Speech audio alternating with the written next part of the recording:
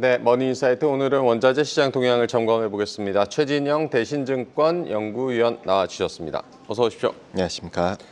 먼저 비트코인 얘기를 하겠는데요. 지난주 사상 최고가 경신하면서 11만 달러 선을 좀 넘어섰는데 최근 비트코인의 급등 배경은 뭐라고 보십니까? 예, 결국에는 유동성이 가장 컸다라고도 볼 수 있겠고 네. 거기다 이제 더불어서 우리가 좀 중국 개인들이었다라고도 볼 수가 있겠고요. 그러니까 최근에 이렇게 비트코인을 갖다가 매수한 주체들을 자세히 살펴보면 거의 대부분이 중국 개인들이었습니다. 그러니까 많이들 어떻게 보면 그러니까 중국 정부가 금을 많이 샀기 때문이다. 중국 중앙은행이 많이 사서다라고 하지만은 사실 지난 1월부터 4월까지 중국 인민은행이 샀었던 금의 물량과 중국 개인들이 4월 한 달 동안 금에 산 물량을 갖다 ETF를 통해서 산 물량을 갖다 비교해서 보면은 중국 개인들이 4월 달에 ETF로 매수한 물량이 인민은행이 4개월 동안 산 것보다 25배 많았거든요. 그러니까 전 세계 금현물 ETF 거래에 있어서 4월 달에 절반 이상이 중국 개인들이었기 때문에 사실상 중국 개인들이 열심히 끌어모았었다라 볼 수 있겠고, 더불어서 어떻게 보면은 좀 이제 이 같은 부분들이 어떻게 보면 금단에서 이슈가 나왔었는데, 근데 이제 우리가 보시다시피 비트코인 관련해서도 금이랑 좀 같이 연결해 져서 보면은 금으로 자금이 점점 근데 앞으로 좀 이탈되면서 비트코인으로 흘러갈 수 있다는 이슈가 계속 나와주고 있습니다. 중국 정부가 열심히 금으로 더 이상 돈이 못 들어가게 계속해서 이제 차단하기 위해서 유동성을 적극적으로 뿌리고 있고, 그러면 그렇게 유동성이 쌓여가면 쌓여갈수록 결국 비트코인으로 그 유동성이 흘러갈 수밖에 없다라는 관점이라 볼 수가 있겠고요. 우리가 비트코인이 유동성 지수를 갖다가 최소 못해도 3개월가량 갖다가 비트코인이 뒤쫓아서 올라갑니다. 그래서 그러면 그 유동성에 기반하에서 우리가 좀 비트코인도 마찬가지로 올라가고 있다. 그러니까 금과의 경쟁 상대라 볼 수 있는데, 금에서 자금이 점점 이탈하는 게 결국 비트코인으로 흘러가고 그 비트코인이 더욱더 강해질 수밖에 없다라고 볼 수가 또 있겠고요. 네, 유동성이 늘어나고 있다. 지금의 상승이 또 과거와 다르다. 비트코인이 장기 강세장에 진입했다라는 전망도 나오는데 이 부분에 대해서는 어떻게 보십니까? 장기 강세 사실 잘 모르겠어요. 저는 네. 장기 강세라는 부분에선 잘 동의하기는 좀 모르겠는데, 다만 중요한 점은 어쨌든 비트코인이라는 자산이 유동성 기반에서 쫓아가는 자산이거든요. 네. 그래서 우리가 그렇게 놓고 봤었을 때 단순하게 접근해서 보자면은 중앙은행들이 돈을 갖다 많이 푼다. 앞서 언급드렸다시피 중국 개인들이 금에서 어떻게 보면 실물 시장을 유도할 수 있도록 중국 정부가 돈을 찍어내요. 그래서 지난 4월 초부터 돈을 갖다 열심히 이제 ETF 사기 위해서 중앙은행들이 돈 풀기 시작했고, 부동산 단에서도 돈을 갖다 풀기 시작했고, 지준율 낮추고, 예금 금리 인하하고, LPR 금리 낮추고, 마찬가지로 ECB도 지금 금리를 갖다 인하하고 있고, 더불어서 페드 같은 경우에는 금리 인하에 아직까지 좀 보수적으로 접근하고 있지만은, 중요한 점은 우리가 놓고 봤었을 때 어떻게 보면 은행 규제 완화 같이 이런 것들 갖다가 한다면은 파이낸셜 타임즈에서도 지지난주 때 보도를 했지만은 SLR 규제 완화 갖다 했었을 경우에는 어떻게 보면 좀 최소 못해도 2조 달러의 유동성이 튀어나올 수 있습니다. 그러면 중국이 올해만 추진한 신규 부채 발행과 통화 정책 완화를 갖다 감안하면 1.3조 달러. 미국만 하더라도 2조 달러라 본다면은 두 나라만 합쳐도 거의 한 3.3조 달러가 되기 때문에 이 다 유동성이거든요. 그러면은 우리가 뭔가 비트코인 단에서 계속해서 올라가는 그런 그림으로 좀 접근하기보다는 앞으로 유동성이 그만큼 더 비약적으로 유통 속도가 더 빨라지기 때문에 그러면 우리가 비트코인이 더 달려가겠구나, 이런 관점으로 오히려 좀 더 접근하는 게, 어쨌든 상승 주기와 하락 주기 이같이 논하는 부분들이 있기 때문에 이같이 유동성에 입각해서 우리가 좀 접근을 했으면 좋겠고요. 네, 유동성에 입각해서 접근을 해야 된다. 유동성을 두고 이제 비트코인과 금이 경쟁 관계에 있다고도 해주셨는데 최근 금값도 좀 다시 좀 힘을 내고 있는 흐름인데요. 금은 어떻게 보십니까?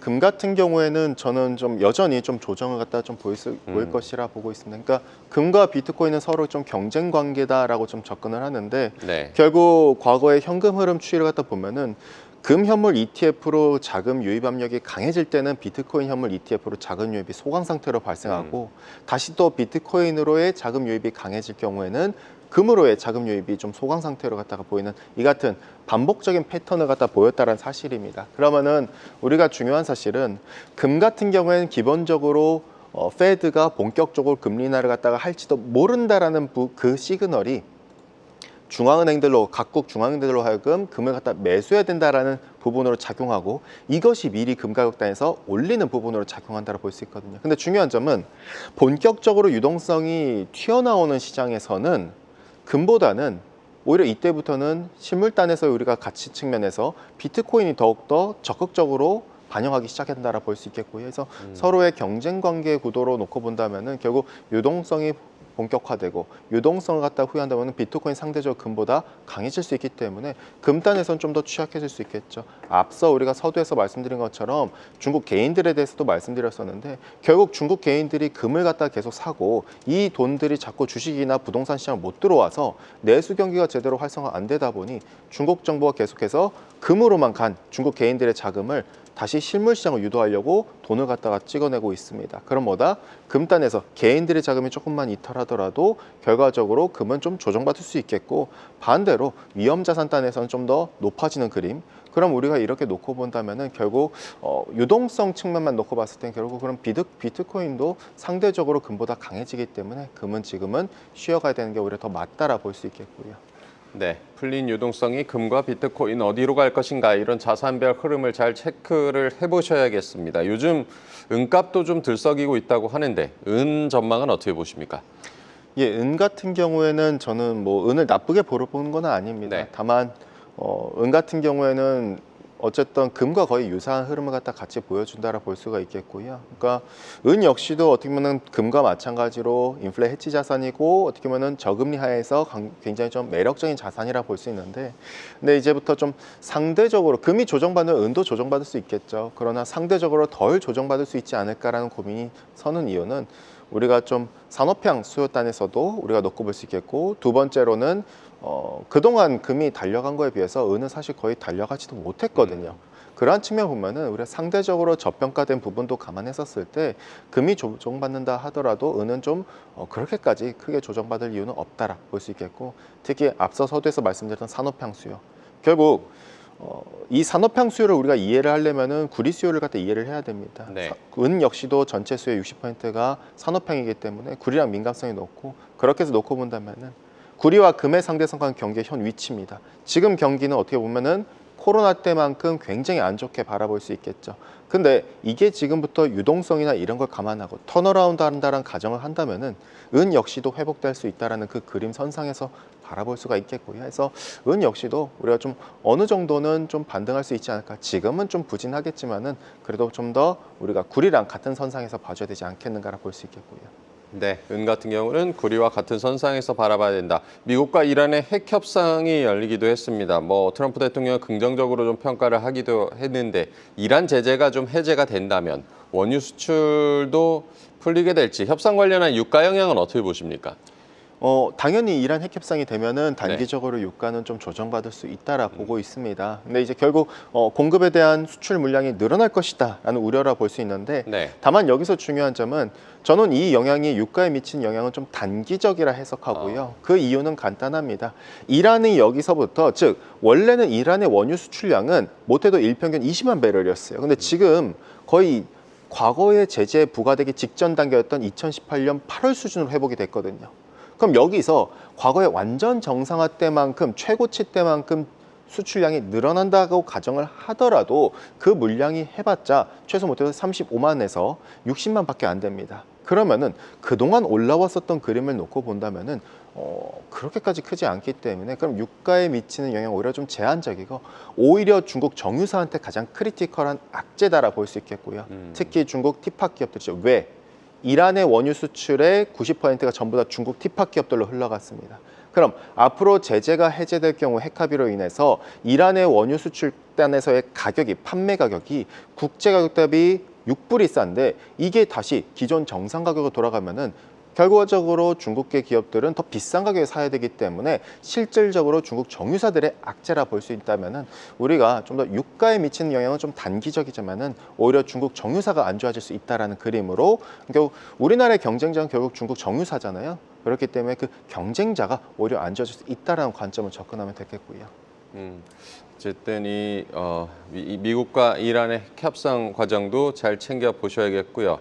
최근 뭐 시장의 이슈가 관세도 있지만 환율도 있습니다. 관세를 인하하기 위해서 각국이 통화 절상을 일부 용인할 가능성도 많다, 이렇게 제기가 되고 있는데 중국의 경우 위안화 강세가 내수 경제에도 도움이 된다고 보신다고요? 예, 그렇습니다. 결국 중국 정부도 지금 인지하는 것처럼 위안화 강세의 필요성을 분명히 네. 느끼고 있을 겁니다. 그러니까 트럼프가 원하는 거는 간단합니다. 결국 우리 물건 많이 사달라. 그러니까 미국산 제품 많이 사달라 이 얘기인데, 근데 이제 각국이 돈이 어디서 나느냐. 그래서 트럼프는 원하는 게 그겁니다. 절상해라. 환율 절상해라. 이걸 요구를 하는 거거든요. 그래서 대만한테도 그렇고 우리나라도 지금 뭐 100센트는 아니라 하지만은 로이터 통해서 우리나라는 무역 협상에서 환도 지금 포함돼 있다는 얘기가 나오고, 네. 과거 2019년 12월 달에도 미중 간의 갈등에서도 마찬가지로 환율 합의가 어느 정도 있었거든요. 그러니까 무역 협상의 가장 큰 핵심은 환율입니다. 왜냐? 결국 달러 인덱스를 역축으로 그리면은 사실상 S&P 500 기업들의 해외 매출 비중이거든요. 결국 달러와 대비 기타 통화들이 강해지면 강해질수록 미국의 어닝은 좋아지는 그림이 나타나겠죠. 트럼프는 그것을 원하는 겁니다. 그러면은 자, 여기서 중요한 사실은 이번 협상에서 EU도 지금 옥신각신하고 있는데 환을 갖다 절상해 줄 것이냐. 가장 중요한 부분은 중국이겠죠. 근데 저희가 볼 때는 중국 용인할 것이다 라고 바라보는 부분인데, 왜 그러냐면은 앞서 서두에서 말씀드렸습니다. 결국 중국 개인들이 주식으로도 안 가고 부동산으로 안 가요. 중국 정부를 안 믿고 전부 다 일득 없는 금을 삽니다. 그럼 내수 경기가 당연히 잘 안 들어가죠. 부동산 안 좋으면은 내구재 소비 안 좋고, 주시장으로 안 들어가면은 상장사들은 자금 조달 어려워지죠. 결국 뭐다? 이렇기 때문에 내수 회복이 어렵기 때문에 그럼 위안화 가치가 좋아져야만이 중국 개인들이 끌어다 자금이 이쪽으로 옮겨올 수가 있겠는데, 결국 그 가장 중요한 핵심은 위안화다. 그래서 중국 정부도 위안화 시스템을 바꾸려고 하진 않을 겁니다. 과거도 그랬고 환율 시스템을 바꿀 의향은 없을 거예요. 다만 과거에처럼 위안화를 갖다 어느 정도로 절상하는 거는 용인할 수 있다는 걸로 분명 인지할 수 있습니다. 과거 트럼프 일기 때도 결국 위안화 절상은 어느 정도 용인을 해줬거든요. 단지 그 다음에 코로나가 터져가지고 어그러졌지만은 이번에도 마찬가지로 저희가 봤을 때는 위안화 단에서는 노이즈는 있을 수 있지만 절상에 대해서는 용인할 수 있지 않겠는가. 그래서 7월 달에 관세 유예가 종료가 되고 6월 달에는 미 재무부의 환율 보고서가 발표됩니다. 그럼 이거의 시기에 맞춰서 타임테이블에 맞춰서 협상이 더욱더 본격화될 텐데, 그 부분이 용인되면은 당연히 원자재 단에서 좋을 수 있다. 왜냐? 신흥국의 통화는 이들의 바잉 파워의 상징이고 이들 통화의 강세는 산업금속에도 강세로 연결될 수 있기 때문에 산업금속이 이들 통화를 추종하기 때문에 우리가 좀 더 같이 면밀히 봐줘야 되지 않겠는가, 협상단에서 라고 봐주시면 될 것 같고요.